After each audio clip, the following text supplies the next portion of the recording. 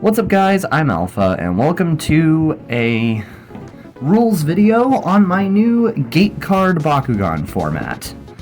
I just call it AGF, Alpha's Gate format. I'll probably get a better name sometime. But anyways, this is a comprehensive rules video that I'm gonna have to make a part 2 for because there's gonna be it's a lot of rules. Anyways, here is how the game works. It's a simple play surface. You can use any play surface you want. Make sure you have, between the two players, there's no, like, each player has 3 gate cards, 9 gate cards in a deck off the side of the field. You start off with a gate card in the middle, and anybody can place a gate card. Anybody can place a gate card wherever they want. It really makes it interesting. It makes it kind of like capture points in a way. But anyways, here is how it works. Core Bakugan are pretty standard. You roll it onto a card. You roll it onto a card. If it sticks to the card, that is a stand. It stays there.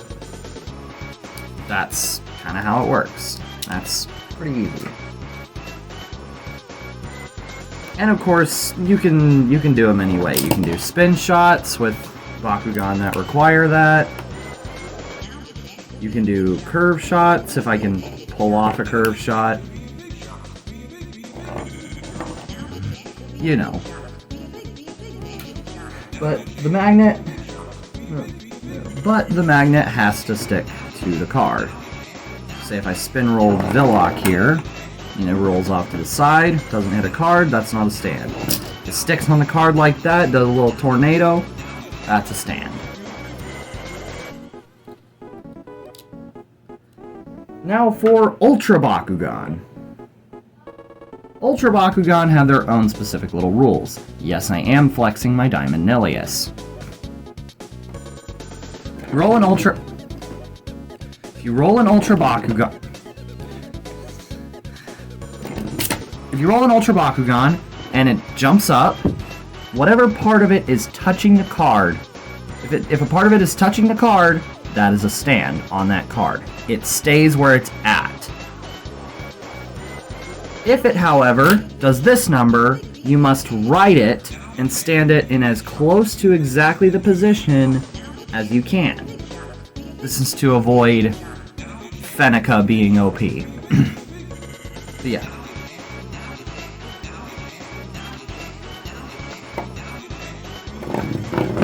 So say, if an Ultra jumps off the card, then that Ultra is no longer standing on that card, so that does not count as a stand. If an Ultra is standing on 2 cards, there are a few ways to decide on whether or not it's a stand. There's a few ways to decide on whether or not that is a stand. I can close Kloptor properly. I just got this Kloptor, so... If an Ultra is standing between 2 cards, there are a few ways you can decide it. It can be which card most of its feet are on, in Nilius's case, this card, or which card its magnet is on, in this case, this card, or which card most of its body mass is on, which would be this card. That's just kind of how it goes. Now to discuss Special Bakugan, i.e. the Genesis Bakugan, Prisma Dragonoid, and Fusions.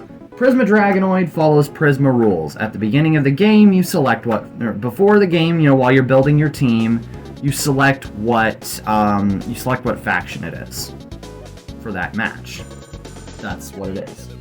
And with the Genesis Collection Bakugan, Genesis Dragonoid and Wrath, my good old random boys, you decide what faction they are based on what they land their roulette on. So in this case, Wrath would be Aurelus.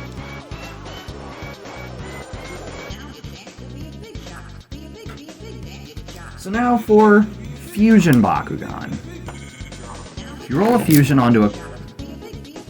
Why must you be this way?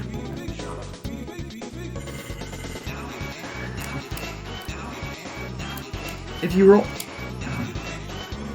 roll a Fusion Bakugan onto a card and is defending that card, which means it's the only Bakugan on that card, you just leave it alone until someone rolls their Bakugan onto a card. If you roll, it onto a card to attack a card, so someone else is already on it and you're wanting to start a brawl, then, right before the brawl starts, before the field opens, you pick which faction from the two that the Fusion Bakugan can be. So say, lands, there, I pick Aquas. Yeah. I get plus 400, he gets plus 100, I win. Because, I would have already won anyways, because I'm 600. But, anyways. Cycloid was a pretty bad example. Don't call him the mediocre for nothing. But yeah. And of course it goes by the traditional legacy rules of highest B power wins. Highest B power wins the card. You win 5 cards, you win the game. If both players have won 4 cards, you completely clear all Bakugan off the field, place the final card in the center of the field, and you may only do straight shots at the card. You may win by brawl win, you may win by double stand, and you may win by critical knockout. And I will explain what those are. If 2 of your own Bakugan are standing on the same card, that is a double stand, and you win that card. Grab Sectinoid. Sectinoid is so tough to close. Might cut this out. Might cut this card out.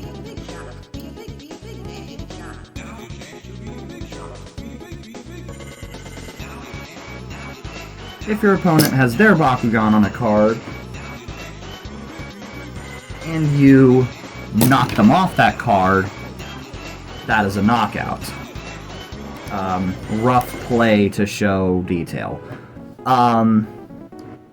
If you knock their Bakugan off the card and stand on that card, that is a critical knockout, which makes you win that card. That is how those mechanics work. Grab Sectinoid. Sectinoid's just getting abused today, which is fine. But anyways, that is how normal Bakugan work, and that is the basics of the rules. Oh, we still have a decent amount of time left. Let's just do the rest. Your team has 6 slots. 3 for your main team. Your team has 6 slots. 3 for your main team. And 3 for support pieces. So any Geogon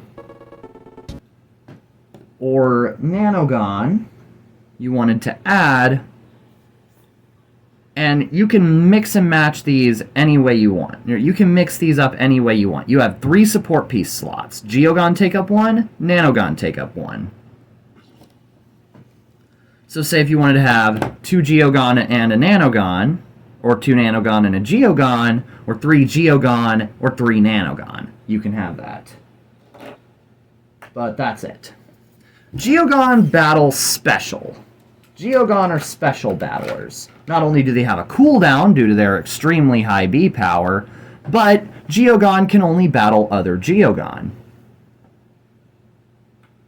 So say, if you land a Geogon on a card, or so say if your opponent lands a Geogon on a card, and then you land your Bakugan onto that card, you must take your Bakugan off and place its faction matching Geogon onto the card. You get a free Geogon drop. That is how the Geogon cards work.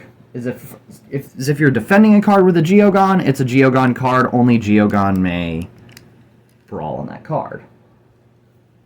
But if it's the other way around, and your opponent is defending a card with a Bakugan, and you land a Geogon on there, you must take the Geogon off and place its faction-matching Bakugan onto the card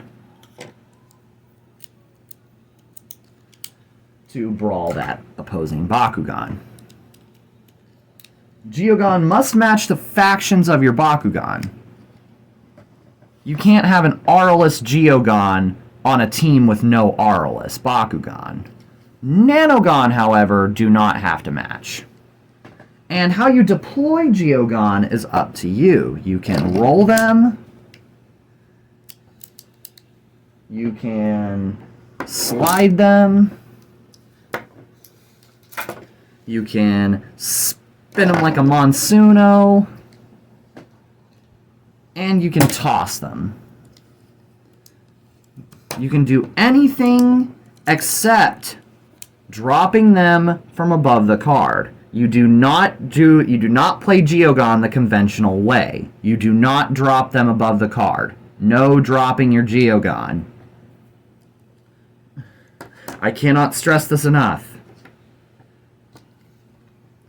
And with Geogon, they also have a specific rule for how long that you have to have them off the field. They have a cooldown. If your Geogon has 400 B power or less, like Ventus Arcleon here, it has no cooldown. It can be played any turn. Or it can be played indefinitely.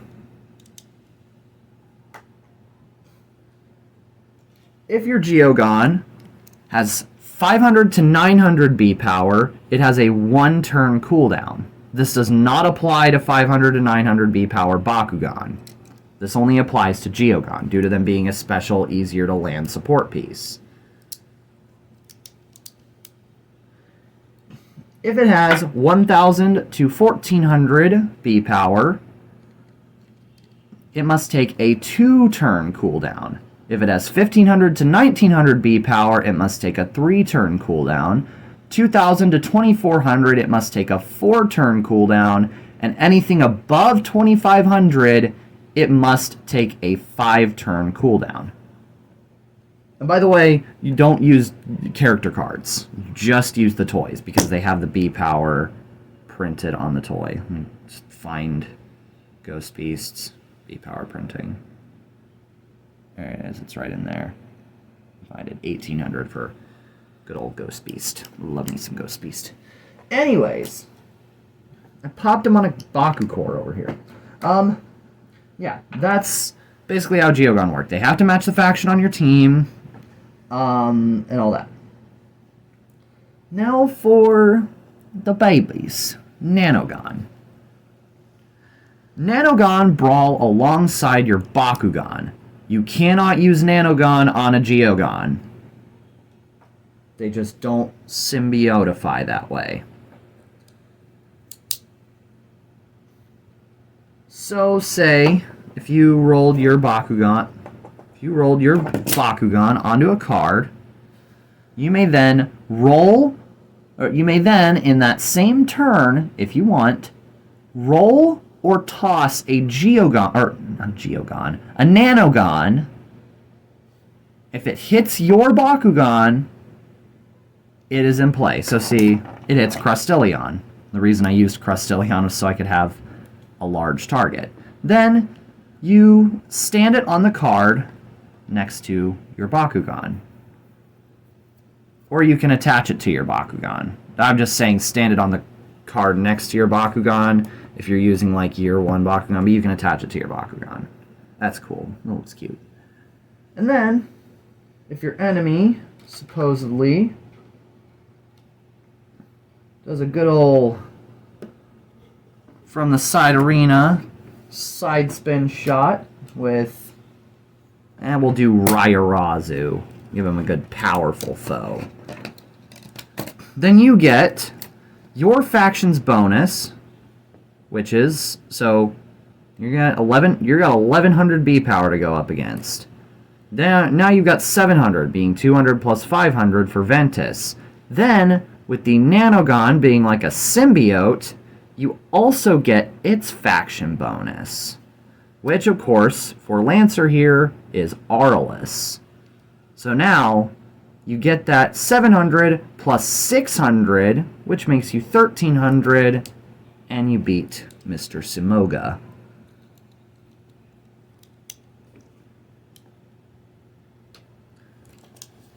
By 200 B power. And then you win the card. So that's how that works. Nanogon are a symbiote. They grant you their own factions boost plus yours. They do not have to match factions. Geogon have cooldowns based on what multiple of 5 their B power is. Or based on what multiple of 5 their B power is within. And they have to match the faction on your team. They have to match the faction of a Bakugan on your team. Ultra Bakugan must be stood up no matter what. And deciding what card they stand on. If they stand on 2 is how that works, but whatever. Fusion Bakugan, you pick what faction is on their... You pick between the factions on their thing right before starting a brawl. Prisma Dragonoid, you pick its faction before the start of a match. And Genesis Bakugan, you of course pick from their faction roulette. This has been... And of course, Core Bakugan are Core Bakugan. They stick on the card, they stand. That's how it works. Double stands, knockouts, and critical knockouts are, of course, legal because what's a battle without some carnage? And yeah, that's surprisingly short. I'm surprised. Figured I'd have to make 2 videos.